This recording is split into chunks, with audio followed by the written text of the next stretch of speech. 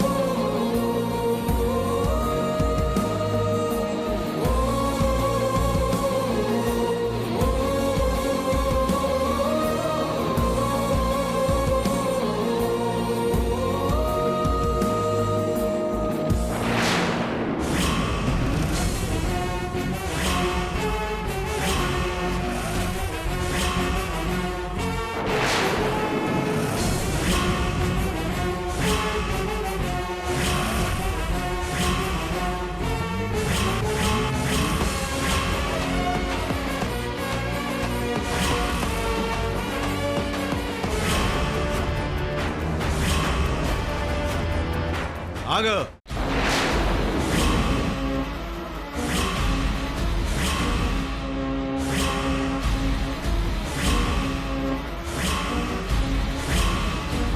ఒట్టు పెట్టి నిన్నెవరు పిలిచారు? నువ్వు వచ్చావు, ఎందుకు వచ్చావు? బొట్టు పెట్టి నువ్వు పిలిచినా నీకోసం నేను రాను. నీ ఇంటి గుమ్మం నేను తొక్కను. ఇది నా ఇల్లు కాకపోయినా నేనున్న చోటు నా భార్య గురించి తెలుసుకొని వచ్చావు అంటే మా కోసం వచ్చినట్టే కదా. అయినా నువ్వేంటమ్మా వస్తే నువ్వు ఒక్కదానివే రావాలి కానీ అడ్డమైన వాళ్ళని వెంట పెట్టుకొని వస్తావేంటమ్మా? గోవర్ధన్, నోటికొచ్చినట్టు వాగకు. వాగడం నీకు అలవాటు. గోరంత విషయాన్ని కొండంత చేయడం నీకే అలవాటు. అయినా ఏం మొహం పెట్టుకొని ఇక్కడికి వచ్చావు? నేను నీ కోసం రాలేదు, లక్ష్మి అమ్మ కోసం వచ్చాను. అయినా కూతుర్ని ఎలా ప్రేమగా చూడాలో, భార్యని ఎలా చూసుకోవాలో తెలియని నీలాంటి ఒక మూర్ఖుడు నన్ను ప్రశ్నించడం ఏంటి? నేను మూర్ఖుణ్ణే, రాక్షసుడే. కానీ నేనింత కఠినంగా మారడానికి నువ్వే కారణం. నువ్వే చేయి చాచి నేను అడిగిన సాయానికి శాపంగా మార్చి నాకు జైలు శిక్ష పడేలా చేసింది నువ్వే కదా.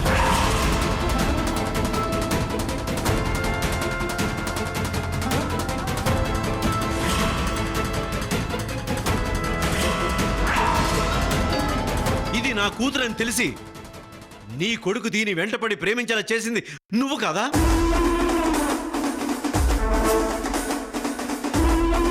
పెళ్లి చూపుల రోజే పళ్ళాన్ని నీ మొహాన్ని కొట్టి నా కూతురు జోలికి రావద్దని నీకు నీ కొడుక్కి వార్నింగ్ ఇచ్చాను. అయినా సరే నందిని పిలిచిందన్న వంకతో నా కూతురు నిశ్చితార్థానికి సిగ్గు లేకుండా వచ్చారు. కరెంటు తీయించి కుట్రలు చేశారు. ఇవన్నీ నిజాలు కావా? వీటన్నిటికీ సూత్రధారివి నువ్వు కాదా?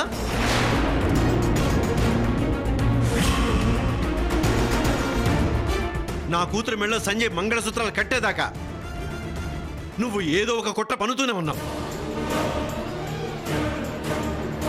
ఏదో ఒకలాగా నా కూతురు పెళ్లి ఆపేసి నీ కొడుకిచ్చి చేద్దామని ప్రయత్నం చేశావు. ఇది నిజం కాదా?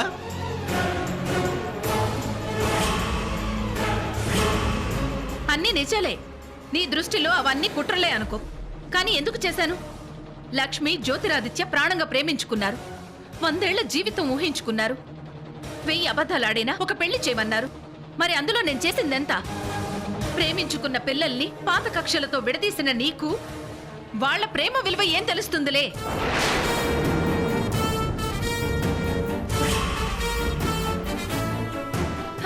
అయినా ప్రశ్నించాల్సింది నేను, ఎప్పటికీ జవాబు చెప్పాల్సింది నువ్వు. అయినా సరే తప్పంతా నేను చేసినట్టు నన్ను నిలదీస్తున్నావు. నువ్వే తప్పు చేశావు. నాకిష్టం లేనిది నా కూతురి జీవితంలో ఏం జరిగినా అది నేను సహించను, ఎప్పటికీ క్షమించను. నాన్న, మళ్ళీ ఇప్పుడు గొడవలు ఎందుకు? మీరు కోరుకున్నట్టే నా పెళ్లి జరిగింది కదా. మధ్యలో నువ్వు అడ్డు రాకు. నేను ఒక మూర్ఖుణ్ణి, రాక్షసుని అంటుంది కదా. మరి నా రాక్షసత్వం చూపించని. హ, ఆ రోజు నుంచి రాక్షసత్వమే చూపిస్తున్నావు. ఇప్పుడు కూడా అలాగే ప్రవర్తిస్తున్నావు.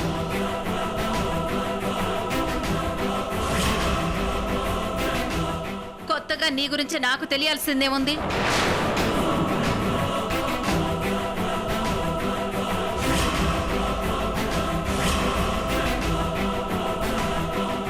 డాక్టర్, ఇప్పుడు ఆవిడకి ఎలా ఉంది? Nothing to worry. పల్సు బాగా డౌన్ అవటం వల్ల కళ్ళు తిరిగి పడిపోయారు. సెలైన్ పెట్టాం.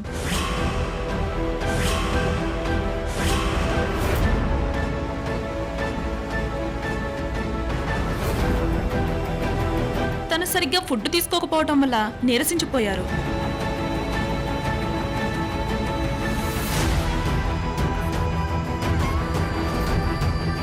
ఇకనైనా కోపతాపాలతో ఆరోగ్యం పాడు చేసుకోవద్దని చెప్పండి.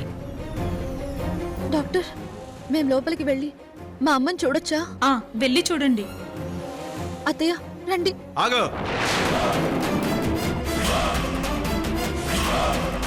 అన్నా అన్నా ఆ, ఇందాకటి నుంచి మినిస్టర్ గారు పిఏ కాల్ చేస్తున్నాడు. ఏదో అర్జెంటుగా మీతో మాట్లాడాలంట. లైన్లో ఉన్నాడు, మాట్లాడన్నా. ఇప్పుడే అన్న వచ్చి పడ్డాయి. అత్తయ్య పదండి అత్తయ్య. హలో సార్ సార్ సార్ చెప్పండి.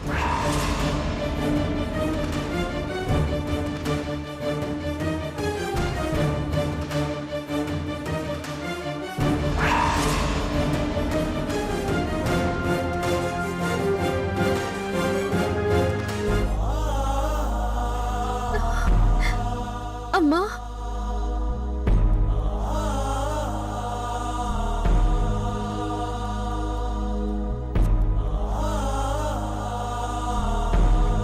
అమ్మా. లక్ష్మి,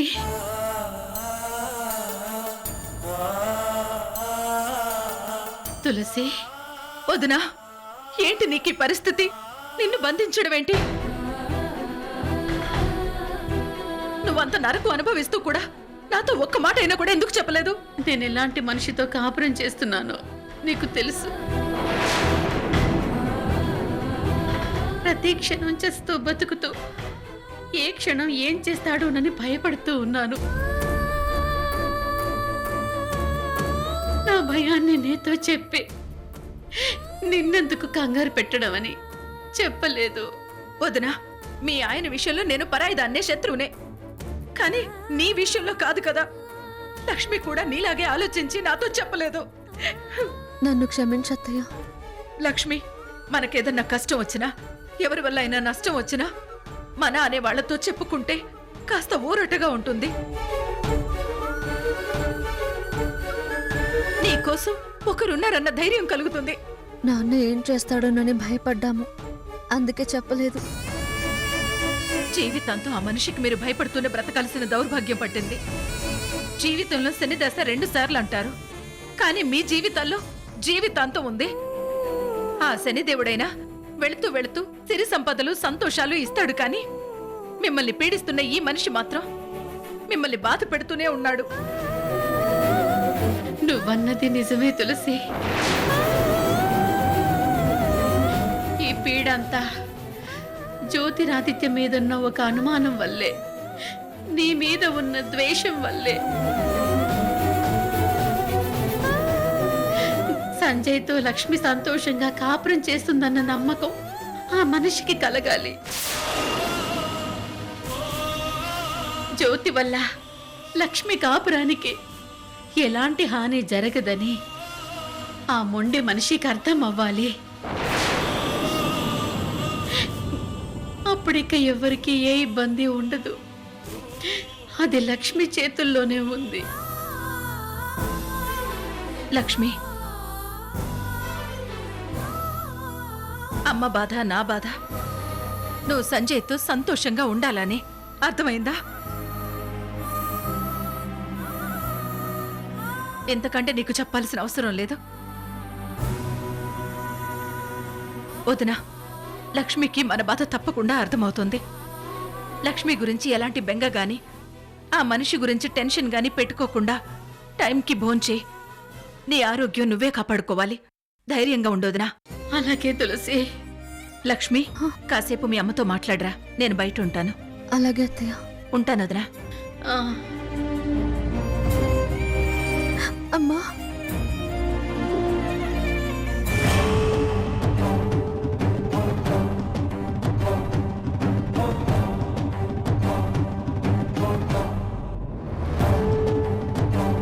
తులసి,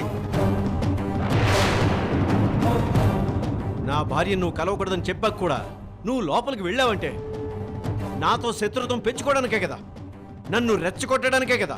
హ్మ్. జీవితంలో నీలాంటి వాడిని ఎప్పుడూ కలవకూడదు, మాట్లాడకూడదు అనుకున్నదాన్ని. అలాంటిది నీ గురించి పనిగట్టుకుని ఆలోచించడం, కావాలని నిన్ను రెచ్చగొట్టడం ఎందుకు చేస్తాను? నాకలాంటి నీచమైన బుద్ధి లేదు. అలాంటి నీచమైన మనస్తత్వాలంటేనే నాకు అసహ్యం. ఆ? అంత అసహ్యమా? మరి నీ చిన్న కొడుకు అంత నీచంగా ప్రవర్తిస్తుంటే ఎందుకు నువ్వు అసహించుకుంటా లేదు?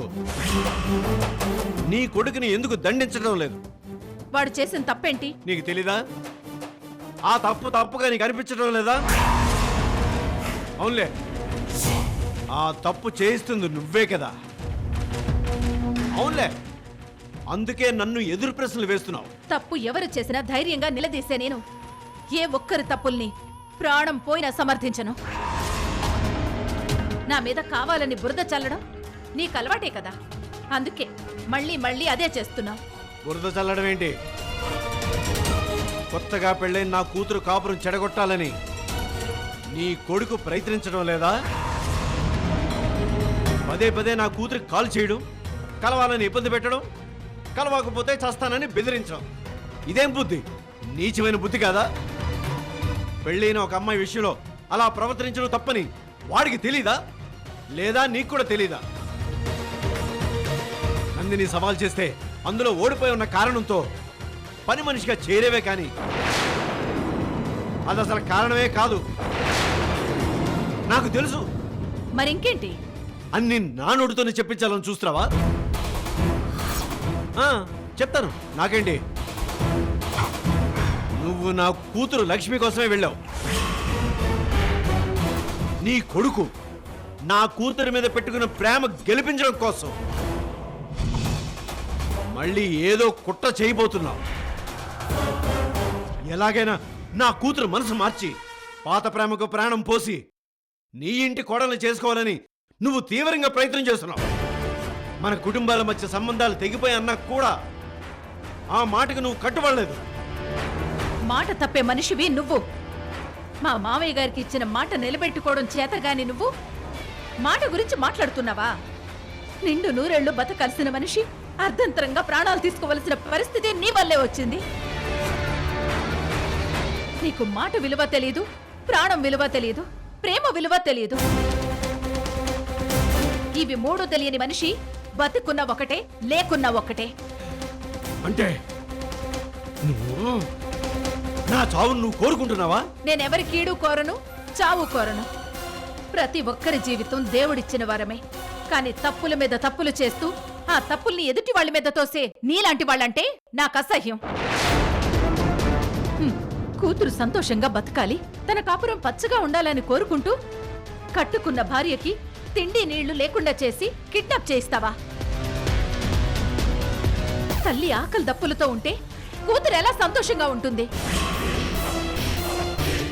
ఆ లక్ష్మి నా ఇంటి కోడలైనా కాకపోయినా ఒక పెళ్ళైన ఆడపిల్లని ఎలా చూడాలో అలాగే చూస్తాను. తన మెళ్ళో సంజయ్ కట్టిన తాళిని గుర్తిస్తాను. ఆ పెళ్లిని గౌరవిస్తాను. సంజయ్తో లక్ష్మి సంతోషంగా కాపురం చేయాలని కోరుకుంటున్నాను. అది లక్ష్మి కూడా చెప్తున్నాను. కానీ నువ్వు అనుమానిస్తున్నట్టు నా బిడ్డ ప్రేమించడాని లక్ష్మి కాపురం పాడు చేయను. అబ్బబ్బబ్బబ్బబ్బబ్బా! పైకన్ని నీతులు చెప్తావు, దొరికాక పురాణాలు చెప్తావు. వాళ్ళిద్దరి ప్రేమ కోసం అలా చేసేనని ప్లేటు మార్చేస్తావు.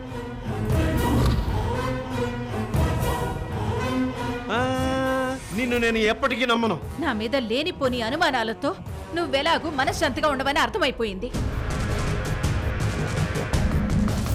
కనీసం లక్ష్మీనైనా ప్రశాంతంగా బ్రతకనివ్వు.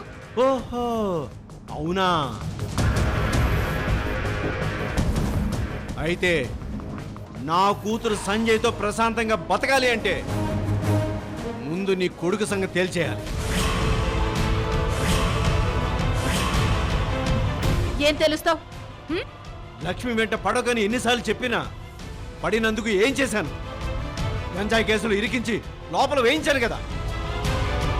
ఈసారి అలాంటి కేసులో కాదు, అసలు కేసులు గొడవలు ఏమీ లేకుండా మనుషుల్ని పెట్టించి పెట్టించి చంపేస్తా. గోవర్ధన్,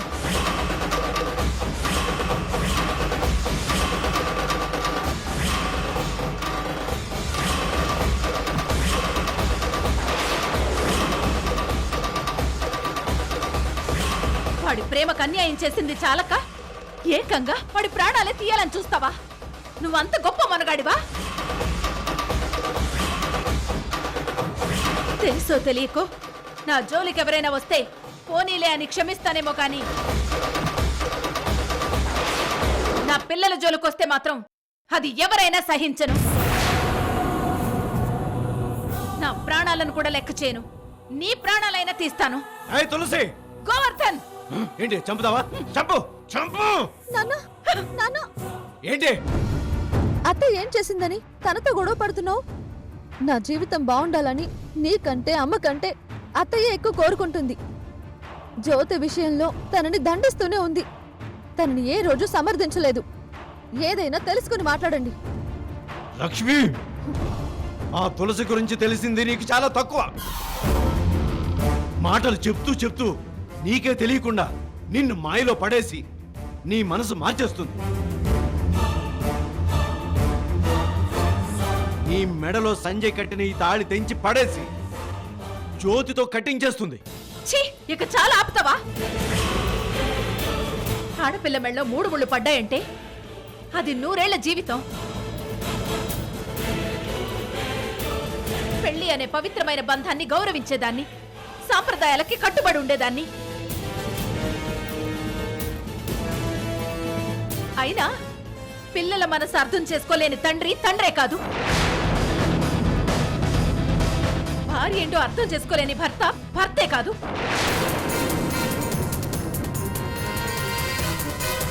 నువ్వు మంచివాడివే అయితే, నువ్వు నడిచేదారే మంచిదే అయితే, ఇన్నేళ్ల జీవితంలో తండ్రిగా నువ్వే సాధించావు, భర్తగా నువ్వే సాధించావు. నీకంటూ చెప్పుకోవడానికి నీ జీవితంలో నువ్వు సాధించిందేమీ లేదు. అర్థం పర్థం లేని అనుమానాలతో అనవసరంగా నా బిడ్డ జోలికొస్తే నేను అస్సలు సహించను. రా లక్ష్మి, చూడు, కూతురు కాపురం పేరుతో తల్లి మనసు గాయం చేస్తుంటే ఏ బిడ్డ మనశ్శాంతిగా ఉండదు.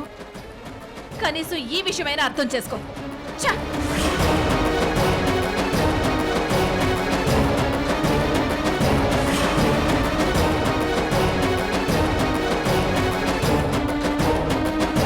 మళ్ళీ అన్నా,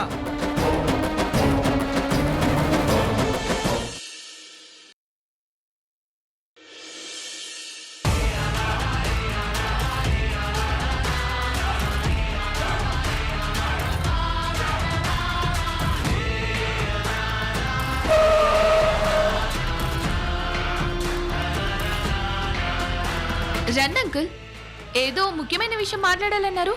ఏంటో చెప్పండి అంకుల్. హాస్పిటల్ నా కూతురు మాత్రమే పంపించాల్సింది పోయి ఆ తులసిని కూడా ఎందుకు పంపించావమ్మా? అది నాతోనే సవాల్ చేస్తుంది, నన్ను రెచ్చగొట్టేలా మాట్లాడుతుంది.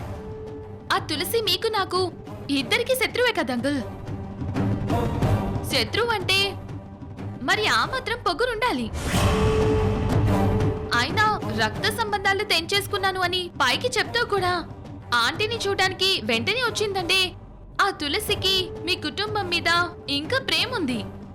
ప్రేమ, పాసం, అనుబంధం ఇవన్నీ ఎప్పుడో సమాధి చేసేశాను. దాని ప్రేమ ఎవరికి కావాలి? ఎప్పుడైతే ఆ తులసికి వాళ్ళ మామయ్య గారు ఎక్కువయ్యారో, నన్ను జైల్లో పెట్టించిందో, అప్పుడే మా మధ్య అన్నీ తెగిపోయాయి. అయినా తులసిని నువ్వు ప్రతిరోజు ఆ తులసిని మీ ఇంటికి రప్పించుకొని పని చేయించుకోవాల్సిన అవసరం ఏముందమ్మా? ముందు తన్నే పనిలోంచి తీసేయి, బయటికి గండిచ్చేసాయి. అంకుల్, మీరు ఆవేశంలో ఉన్నారు. తులసి నా ఇంట్లో పనిచేయడం వల్ల వచ్చిన నష్టం ఏముంది? ఇప్పటిదాకా నష్టం జరగలేదు, అలాగని జరిగిన మంచి కూడా లేదు కదమ్మా. ఆ తులసికి లక్ష్మి మీద ఎలాంటి అభిప్రాయం ఉందో, ఏ ప్లాన్తో మీ ఇంట్లో అడుగు పెట్టిందో నువ్వు అంచనా వేయలేవు. సరైన అవకాశం కోసం ఎదురు చూస్తూ లక్ష్మి మనసు మార్చి మీ ఇంటి గడప దాటించి ఆ జ్యోతితో పెళ్లి జరిపించేస్తుంది. అంకుల్ మీ ఆలోచన తప్పు. తులసి అలా చెయ్యదు. ఎలా చెప్పగలవు? జ్యోతికి బాగా మద్దెకెక్క నందిని గారు వాడిని తీసుకెళ్లి బస్ స్టాప్ లో పడేయమన్నారు. ఇక్కడ కూర్చో కూర్చో. కాసేపట్లో తులసి మా ఇంటి నుంచి అదే రోడ్డు మీద తన ఇంటికి వెళ్తుంది. ఈ లోపు జ్యోతిని పబ్లిక్ లో కొందరు గుర్తుపట్టి తన పరువు పోతుంది.